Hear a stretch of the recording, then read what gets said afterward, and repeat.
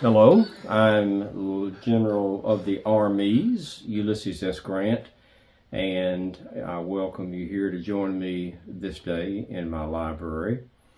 And on this meeting, I'm going to be thinking with you about my relationship with General William Starke Rosecrans. General Rosecrans is a very interesting man, and I have much to tell you about General Rosecrans. Well, as I think it is, Mr. Dickens said it's always good to begin at the beginning. He is born in 1818 and led a nondescript childhood. He didn't have a very good education, though. And at 13, he left home to go work as a store clerk, and he was self-taught. He was a sharp intellect, good mind, and he taught himself to read, taught himself some math, and wanted to get an education, but the only way he could get it would be a free one. So he applied for an appointment to the United States Military Academy, West Point, and he got it. So he got to West Point in 1838, the class of 42. Now, I went to the academy with Rosie, or Old Rosie as his nickname was, for 3 years. He was in a class of 42, a year ahead of me. He graduated 5th in a class of 56. Very good grades, did well in math and did well in French, which is more than I can say. I did very poorly in French. He graduated with Longstreet, Abner Doubleday, Earl Van Dorn was in his class, and Daniel Harvey Hill. So he had an interesting mix of men with whom he went to the academy, and in the case of Van Dorn specifically, men he faced across the field. He was sent his first year on the East Coast and did some engineering work, but he was so good in math that he was called back to the academy. And in 1845, he returned to the academy, and he stayed there until he resigned from the Army in 1854. Now, this would tell you that he was at the academy teaching math and some other related classes and missed the Mexican War. He had no combat experience in the Mexican War, while so many of us who went to the academy did have a combat experience. But Rosecrans stayed there, and in 1845, he converted to Catholicism. He was a deep thinker and caught up with Catholicism. He'd gone to the Episcopalian chapel there at the academy, but he'd read a paper about Catholicism, became enamored of it, and took instruction and became a Catholic. I would remind you, this is in a time frame when Jews and Catholics are not very popular, and it was quite the bold move for Rosie, but he converted. In fact, he wrote his brother Sylvester a letter that year and told Sylvester that he had converted to Catholicism. Sylvester corresponded with him, talked with him, and Sylvester became so enamored of Catholicism, he too converted. In fact, went to Rome and studied in Rome and was brought into the priesthood in Rome. He came back to America and went to Cincinnati and was in some churches in Cincinnati and involved in the education process. And when a new diocese was opened in Columbus, Ohio, Sylvester went there, became the first Catholic bishop in Columbus, Ohio, and in fact died there. So not only was Rosie committed to Catholicism, he excited his brother, who became a very successful priest and ultimately a bishop. But Rosie, in 1854, had some failing health, and by now he's got 8 children. He met his wife when he graduated from West Point in 42, and they married in 43, and they had 8 children, and he wasn't making enough money in the Army, so he left the Army. He's one of several men that I know of who left the Army. I resigned in 1854, Henry Halleck, Cump Sherman, we all resigned in 1854, and I believe George McClellan left in 1854. But be that as it may, he left. He became a very successful businessman and held actually several patents. He held the patent for a new way to make soap, and apparently it was good soap. He also held a patent for the first round wick in a coal oil lantern. And in fact, that created a problem for him, because while he was working on this round wick, he had an accident and the lamp exploded and burned him very severely. In fact, it took him 18 months to recover, and he burned his face and scarred so badly that he grew his beard to cover the burns on his face. Also, the scar tissue, that much scar tissue, it twisted his mouth a little bit. So when it healed up, his face was in, or at least the lower part of his face, in a permanent, something of a sneer. He couldn't help it. It wasn't intentional, but that contributed greatly to his growing the beard. And he had a big nose, called it a Roman nose, and that's why he adopted the growth of a beard. He started a construction company. He built a series of locks and dams on a river in Virginia. He also was the president of a coal and coal oil company. So the man was doing very well indeed. When the war started, like myself, he went to the governor of Ohio, Governor Dennison, who he had better fortune than I. Governor Dennison appointed him as a colonel of the 23rd Ohio. It started out, he was drilling the Marion Rifles, but then the 23rd was formed, and he was appointed their colonel of volunteers. 2 fellows who were in the 23rd Ohio were William McKinley and Rutherford Hayes. And McKinley particularly was very praising of Rosie in later years.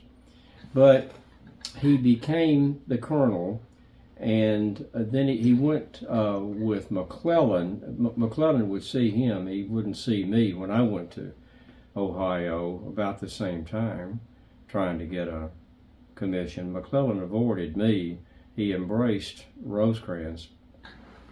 But he went with McClellan into Western Virginia and fought very well in combat in Rich Mountain, the battles of Rich Mountain and the Battle of Corrick's Ford.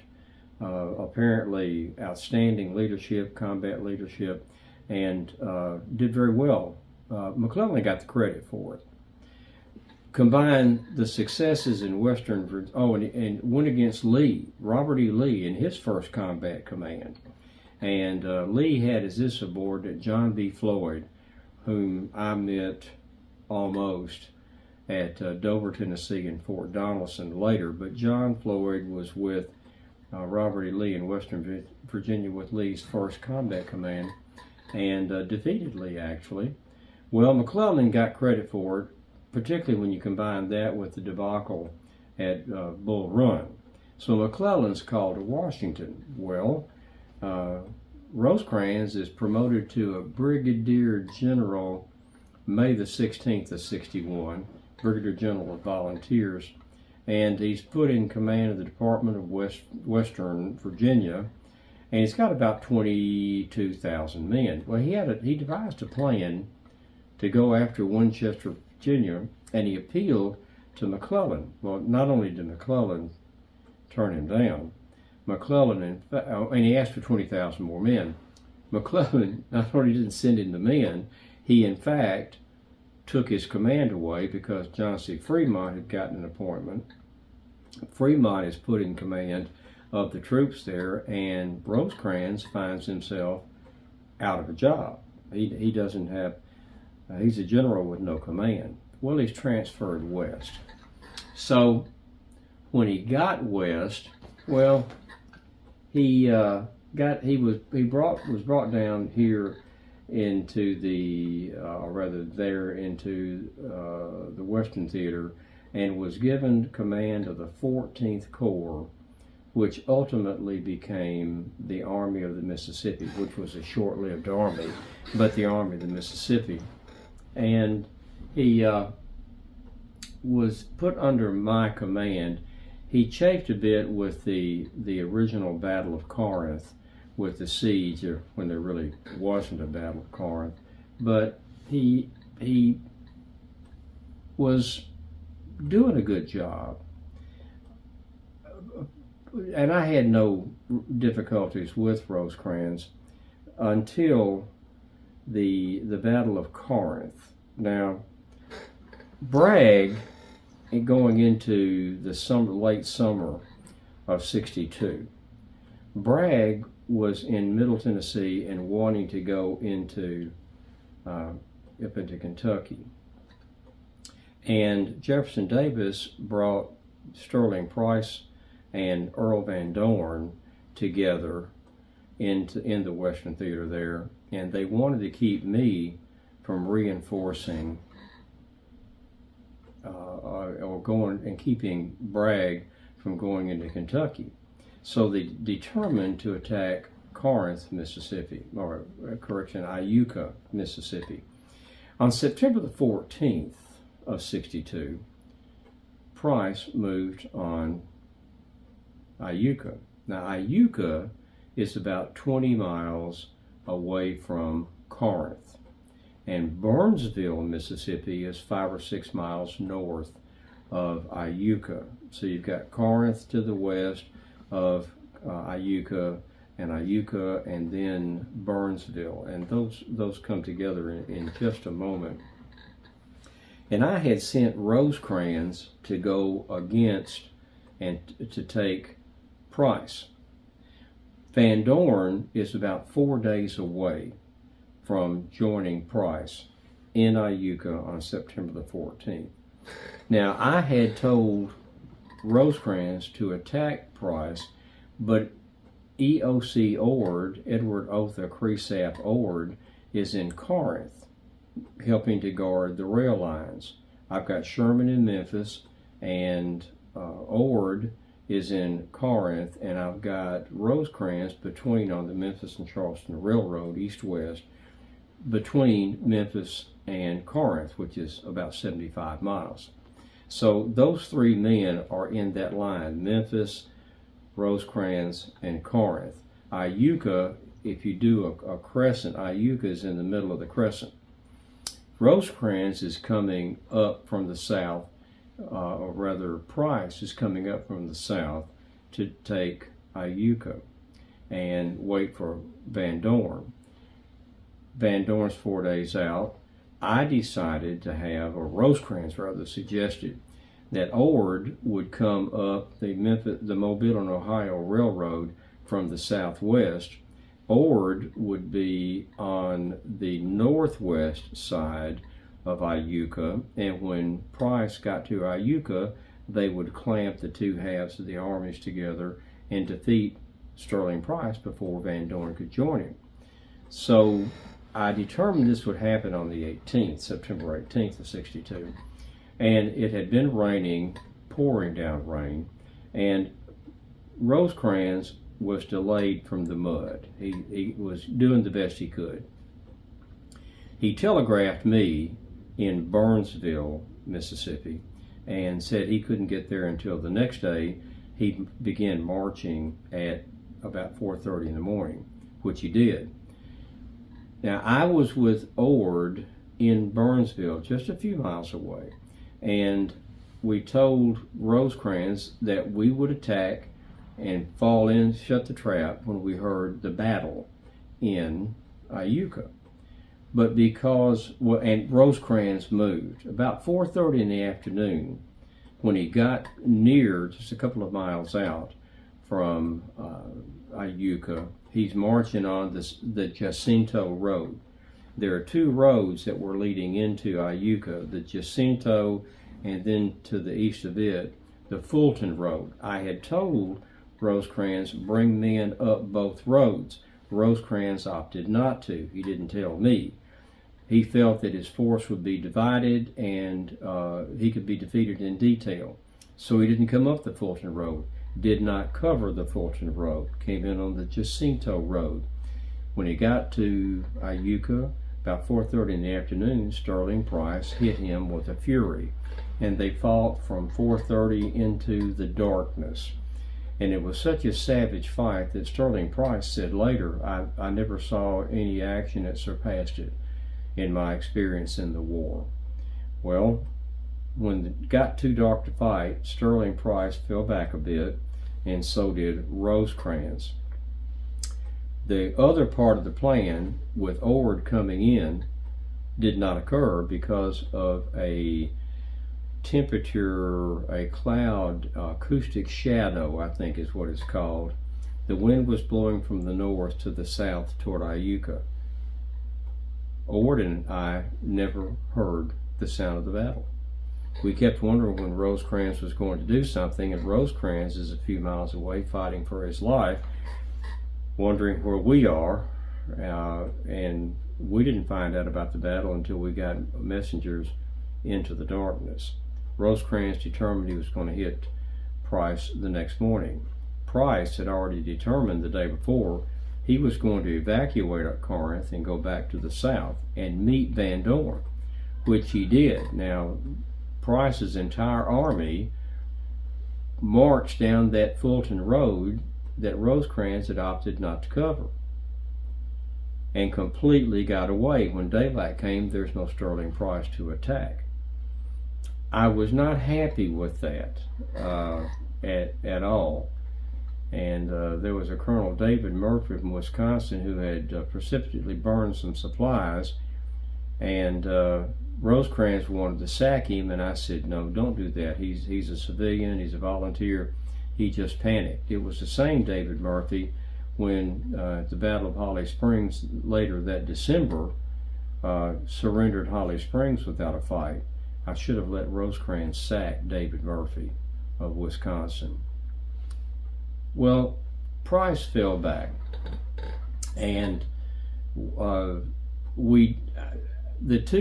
good and the bad, the yin and the yang of that is that Price was not able to join with Van Dorn, and they link up with Bragg and invade Kentucky. Now, this is about the same time, well, I had to discuss that later. We kept Bragg, Price and Van Dorn from joining Bragg. However, Rosecrans didn't cover the Fulton Road. Price got away, and we couldn't destroy the army that Price had. So there was some give and some take. I was not happy with that, with Rosecrans over that. Now, Rosecrans later went into and occupied with Ord Corinth, and I had warned them to be sure that you're prepared for whatever may come, and they were, but not like I wanted them to. Van Dorn attacked Corinth on October the 3rd, and it was a savage fight. They got into the works, but were fought back. Now, Ord did well and Rosecrans did well, but the fighting went all day. The next day, the Confederates hit again. They did get into Corinth, and the fighting was again savage, but they were able, by the hardest, to prevail and pushed Van Dorn back. I wanted Rosecrans to pursue Van Dorn immediately. He didn't. He said the men were tired and they needed to be prepared. And I said about that men carrying only what they had on their person would have been much more valuable in pursuit of Van Dorn than a well-armed and equipped man the next day. Van Dorn got away. He went north toward Pittsburgh Landing and got to the Hatchie River, Davis Bridge. Ord caught up with him there. They fought about a 4-hour battle on the Hatchie River, on the Battle of Davis Bridge. But Van Dorn was able to get away and learn to fight, or able to fight, another day. Well, about this time, Buell, who's been laggard in pursuing Bragg up in Middle Tennessee, is relieved of command from the Army of the Cumberland, and Rosecrans is sent up there to take command.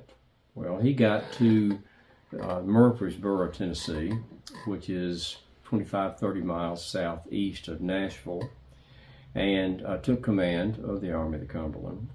And as far as Halleck in Washington City could see, and Secretary Stanton and President Lincoln could see, that Rosecrans wasn't doing anything. You know, he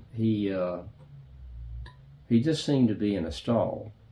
Now, Rosecrans, when challenged about it, said he had to take a raw army and train them and equip them and arm them properly. And he was right on all three counts, but he could have moved with more alacrity than what he did.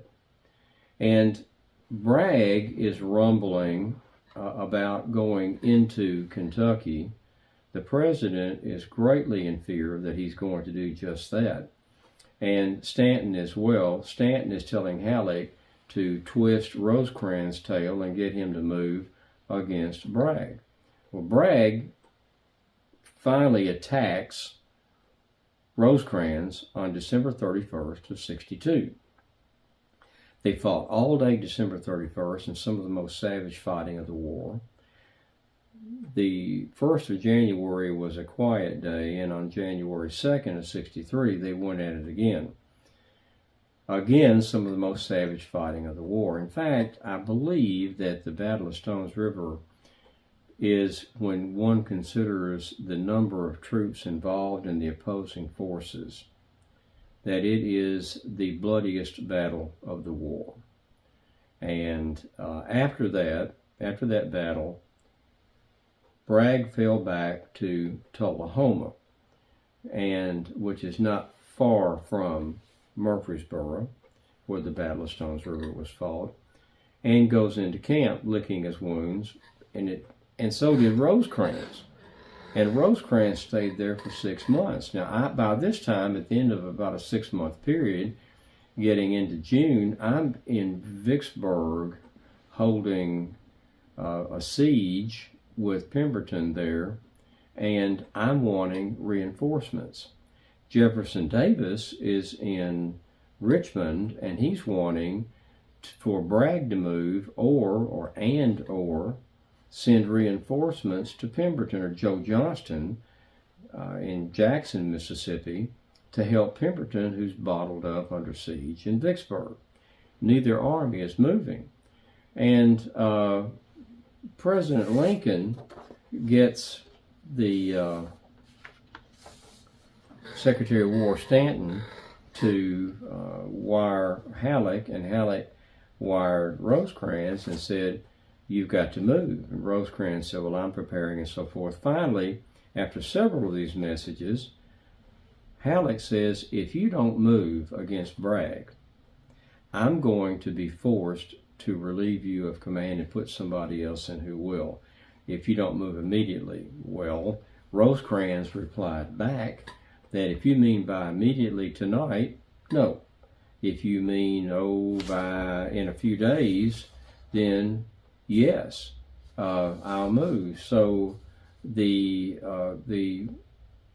campaign became known as the Tullahoma Campaign, went from June the 24th to July 3rd. So on the 24th of June, Rosecrans moves out southeast to go against Bragg. Well, it was a relatively bloodless campaign. It went from June 24th to July 3rd. And through some brilliant maneuvering, in fact, the Tullahoma Campaign is termed or considered to be, if not the best run campaign in the war.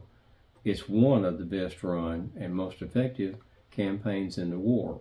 And through maneuvering, Rosecrans jackknifed and moved about and forced Bragg out of Shelbyville, out of Tullahoma, and pushed him down toward Chattanooga. Bragg kept falling back with this relentless pressure from Rosecrans and went into camp in Chattanooga. The campaign was essentially over. Bragg moved out and went to Chattanooga on July the 4th. So the campaign went from June the 24th of 63 to July 3rd. It was so well done that there were some quotes. People said these things about the campaign. President Lincoln wrote, "The flanking of Bragg at Shelbyville, Tullahoma, and Chattanooga is the most splendid piece of strategy I know of." And the Union Cavalry Commander David Stanley said this, "If any student of the military art desires to make a study of a model campaign, let him take his maps and General Rosecrans' orders for the daily movements of his campaign. No better example of successful strategy was carried out during the war than in the Tullahoma Campaign." Secretary of War Stanton telegraphed Rosecrans and said, "Lee's army is overthrown, July 3rd, Grant victorious, that happened on July the 4th. You and your noble army now have a chance to give the finishing blow to the rebellion. Will you neglect the chance?" Now, this didn't sit well with Rosie. And he said, "Just received your cheering telegram announcing the fall of Vicksburg and confirming the defeat of Lee. You do not appear to observe the fact that this noble army has driven the rebels from Middle Tennessee. I beg in behalf of this army that the War Department may not overlook so great an event because it is not written in letters of blood."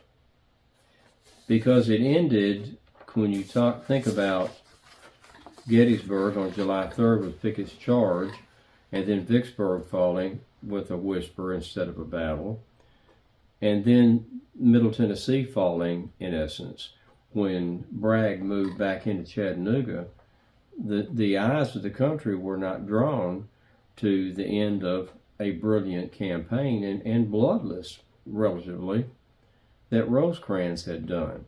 Rosecrans was chagrined. So I would also like to add here what was said about the Second Battle of Corinth, which was October 3rd and 4th, October 3rd and 4th. It's called the Second Battle because of Halleck having taken it back in May or early June of 62. And this was said by one of the troops, or rather correspondents, Whitelaw Reid, in his book Ohio and the War, said this about Corinth: "It lives in the memory of every soldier who fought that day,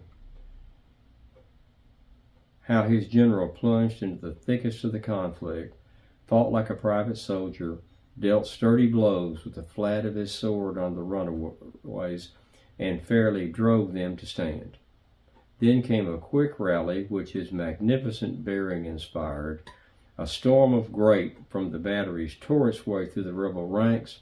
Reinforcements which Rosecrans sent flying gave impetus to the national advance, and the charging column was speedily swept back outside the entrenchments. That's the second day, the end of the second day at Corinth on October 4th. I wrote this: 2 or 3 hours of pursuit on the day of the battle without anything except what the men carried on their persons would have been worth more than any pursuit commenced the next day could possibly have been.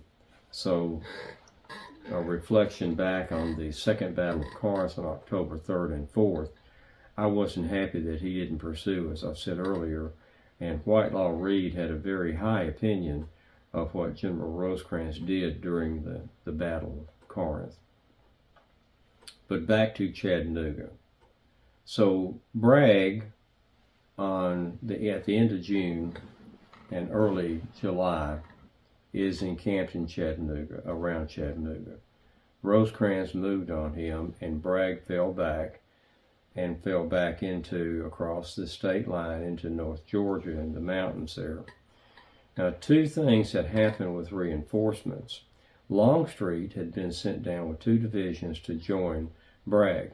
That's interesting because Davis wanted Lee to go. Lee declined. He sent Longstreet. So his old warhorse is not with him in Virginia. And Longstreet does the greatest military movement in history to that date on trains and got down there in, I think, 12 days.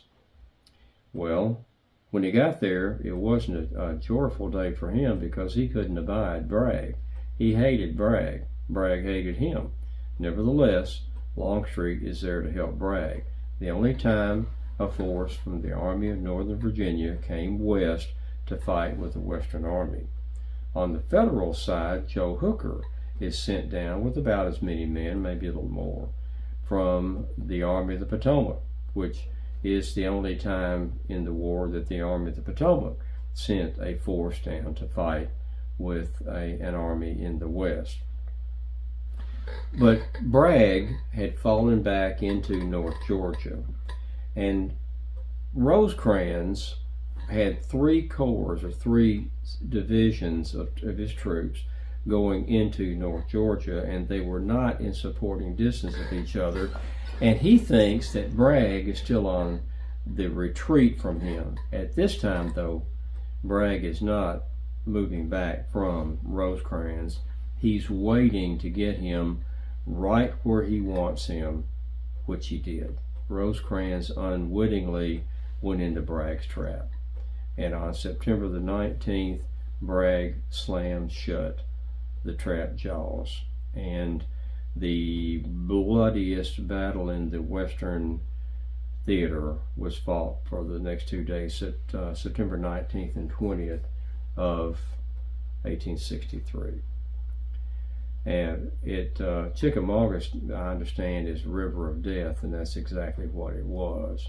And the men who fought in that battle are a who's who listing of stellar command for the Confederacy and, for the most part, for the Federal side. And they fought for 2 days.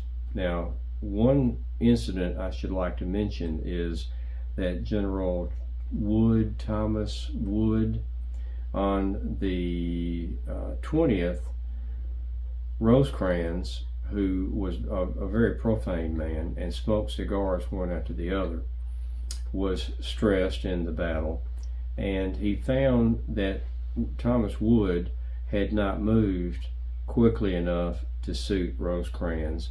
So he rode out to Wood's camp and cursed him savagely and shouted at him, and he did this in front of Wood's staff and his soldiers.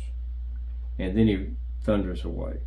And I will not repeat all that I understand that Rosecrans shouted at General Wood.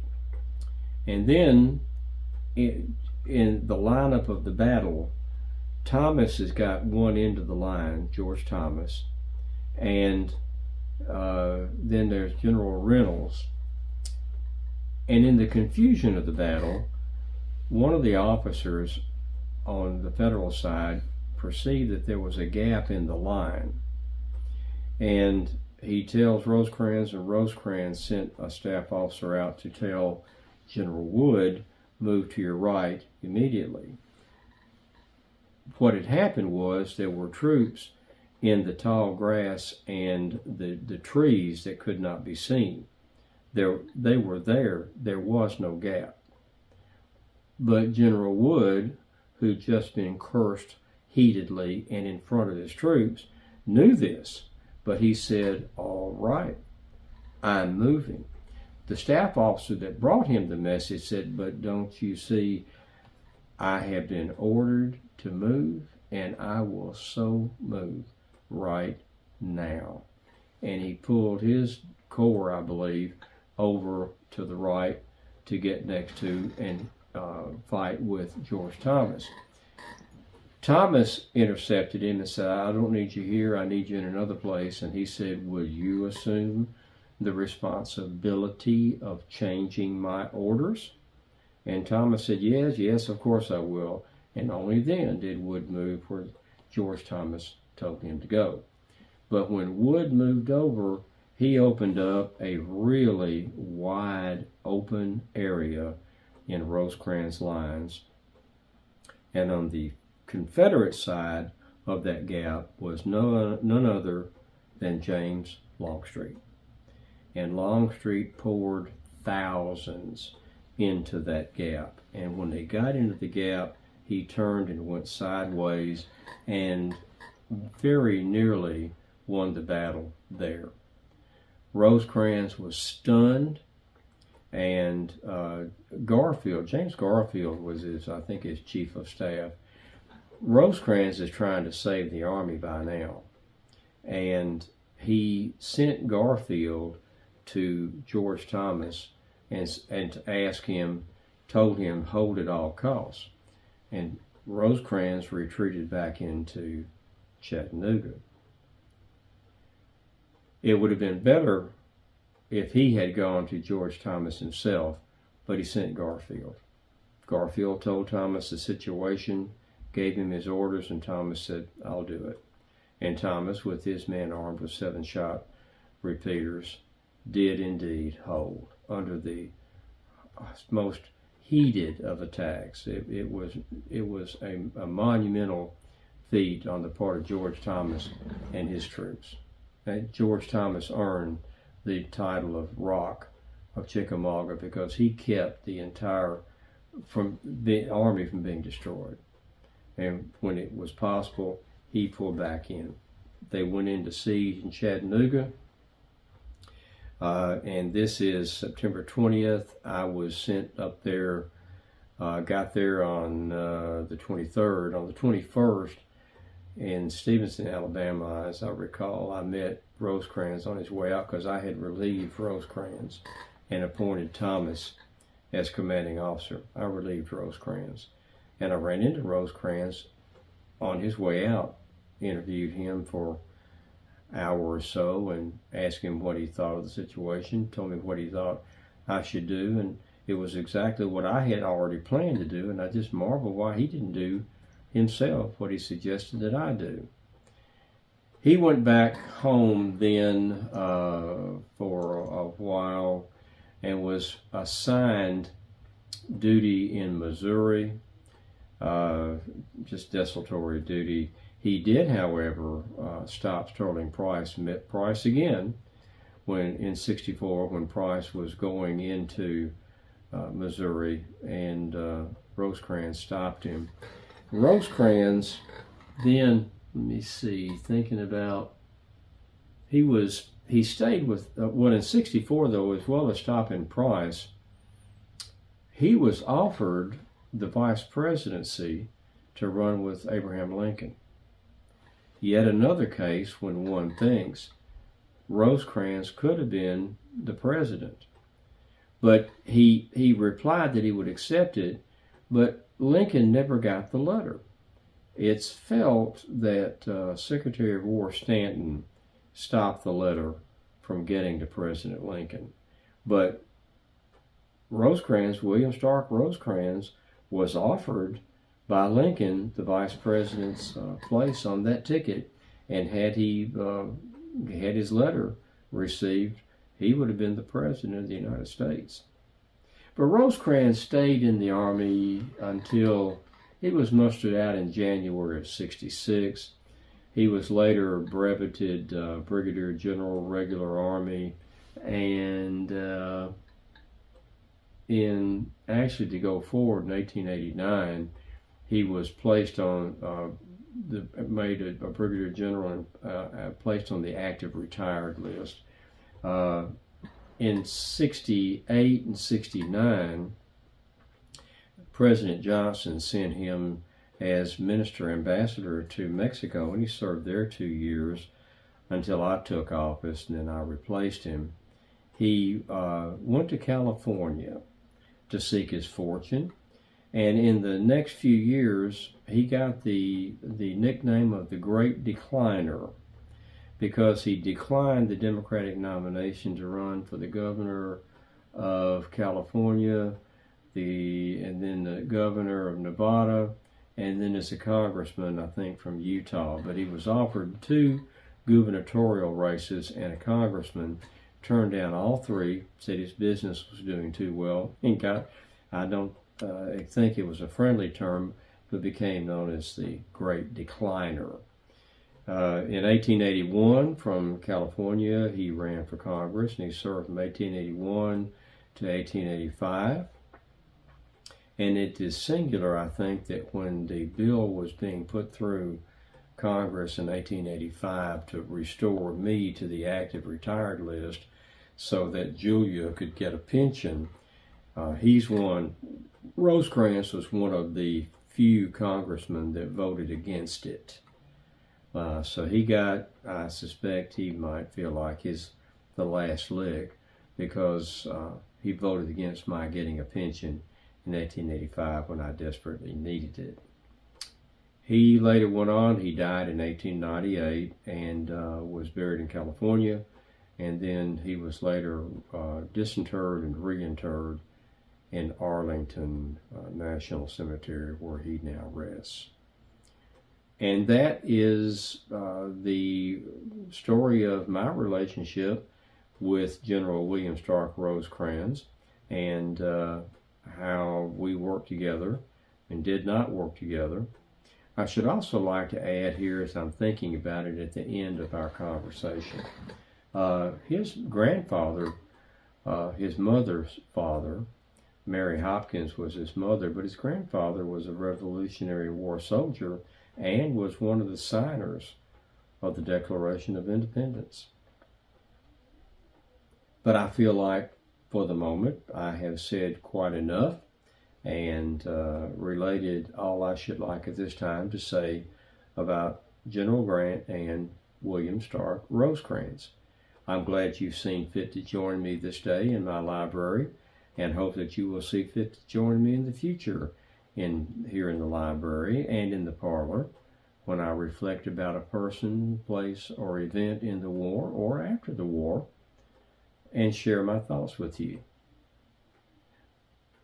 But at this moment, I am General of the Army's Ulysses S. Grant, thanking you for joining me and bidding you a fond adieu.